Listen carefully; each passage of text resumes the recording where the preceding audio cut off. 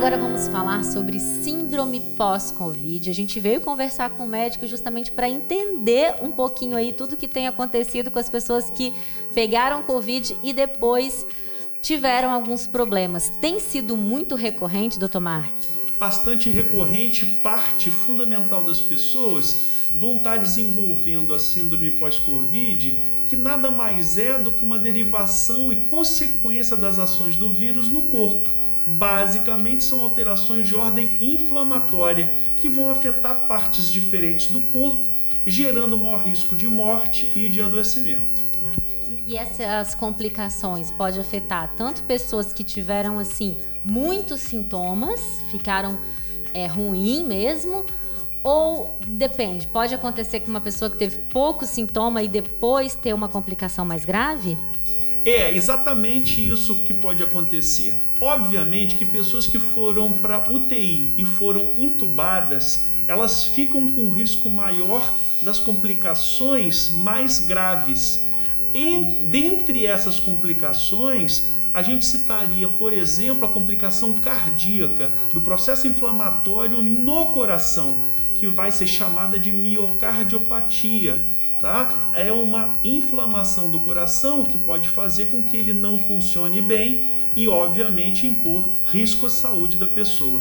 Existem estatísticas de ordem científica que apontam até 25% de morte depois que a pessoa saiu do hospital, saiu da intubação.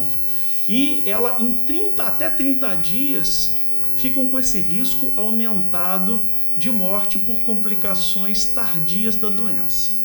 Então, tem que ter um cuidado pós-Covid, preocupando com essa questão da miocardite. Sem dúvida, existem medidas que devem ser tomadas para conter e também para monitorar o processo inflamatório do corpo. Existem marcadores que podem ser usados como medida de exame de sangue, e vai ajudar demais a gente entender se a pessoa vem se desinflamando ou se ela mantém altos níveis de inflamação, mantendo risco, obviamente, cardíaco, vascular aumentado.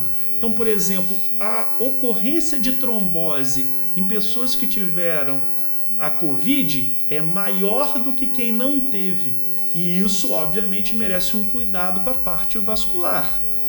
Desinflamar os vasos é uma medida estratégica de caráter preventivo na síndrome pós-Covid e a gente não vai nunca esquecer da questão cerebral. O cérebro da gente acaba abrigando o vírus em células específicas, que são os astrócitos, células da glia.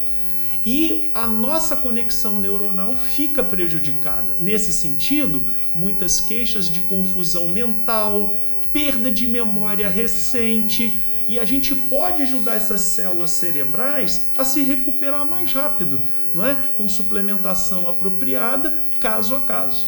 Nossa, e são coisas sérias, né? A gente vê miocardite, trombose e essas questões neurológicas também, às vezes a pessoa pode nem lembrar que está associada ao Covid. É logo depois ou pode ser depois de alguns meses? Na maioria das vezes, essa ocorrência é praticamente imediata.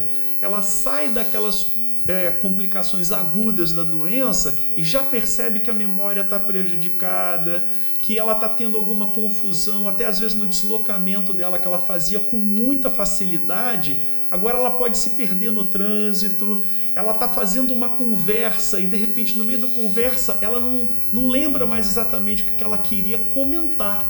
Então, são sinalizações que às vezes são muito imediatas. A pessoa acabou de voltar para casa ou terminou um ciclo de 14, 15, 30 dias de adoecimento e ela já está com isso muito evidente. Então, a indicação a gente pode dizer começou a sentir algum sintoma, viu que tem algo errado ali, tem que procurar um médico até para não agravar? Exato. Eu adicionaria, além do médico, alguns outros profissionais que vão ser úteis nesse controle da síndrome pós-Covid. O fisioterapeuta é importante, principalmente nas pessoas que tiveram alguma sequela respiratória. Mantém-se com falta de ar. Outro profissional importante é o profissional nutricionista, porque ele vai poder recomendar uma alimentação não inflamatória. Um outro profissional, dependendo do grau de afetação, é até mesmo terapeuta ocupacional. Ele vai poder diminuir ou atuar em cima das sequelas de longos períodos de internação, onde às vezes a pessoa infelizmente tem um AVC ao longo do processo de tratamento e precisa de uma reabilitação mais fina para voltar a andar, para voltar a comer de forma autônoma, independente. Então, alguns outros profissionais, de acordo com o tipo de sequela ou de ocorrência de síndrome pós-Covid, ela talvez precise também, então, de outros profissionais articulados.